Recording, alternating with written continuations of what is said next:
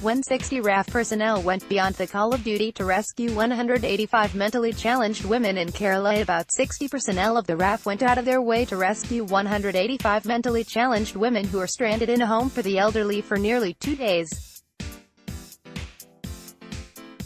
Loading. On August 16, at the peak of the Kerala flood crisis, a battalion of Rapid Action Force (RAF) stationed in Coimbatore got an emergency call at 10:30 p.m. Rising floodwaters had been destroying the state and, as the Palakkad district commissioner informed the RAF commandant over the phone line, lives of nearly 200 elderly, mentally challenged women were at risk. In a small village, a few kilometers away from the district headquarters, 185 mentally challenged women had been stranded in a home for the elderly for nearly 2 days. The inmates could not help themselves, and were helped not to reach in time. Either the lack of nutrition or the rising floodwaters would consume all the lives. Some of them were also suffering from paralysis, and could not move on their own even if they wanted. We were told that both the army units and local rescue and relief units had been moved away to other spots and no other paramilitary force was available for the operation. We were of course quite eager to come to their help. Our DG sought approval from the Home Ministry and it came immediately over the phone, said B. Jayakrishnan, commandant of the battalion.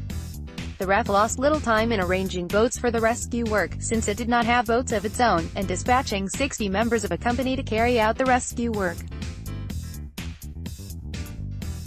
While the Army, NDRF and other local units are trained to carry out such rescue operations, it was the first time for this unit of the RAF, which has been primarily constituted to quell riots and control crowds.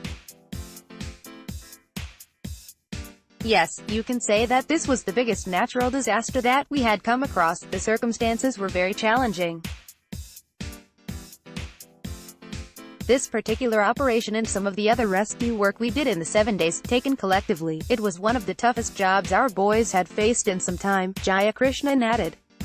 Devasadan, the shelter home where the women were stranded, was located in Mangalam, about 1.5 kilometers away from the local RAF unit. This would have been a half an hour's job over motorable road, but the floodwaters had submerged roads, vehicles and even houses. To reach the spot, the paramilitary unit had to row against strong currents in the dark while heavy rains lashed the rescuers.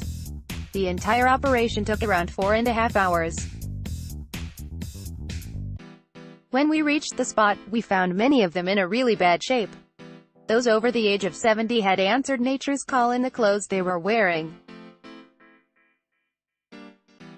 Some of the inmates had somehow moved to the second floor of the building but couldn't move beyond it, said G. Dinesh, the deputy commandant. 60 CRPF men then went through the building and carried the women on their shoulders for around 150 meters to the rescue boats. We had brought all these women out safely but without any of their belongings, so naturally the first concern was to provide them with new sets of dry clothes to keep them warm and provide them with some basic medication and food. This is exactly what we did on the night of the rescue, said Dinesh. The women are now safe in another shelter home, Dinesh added, recovering well from what may have been the scariest 2 days of their lives.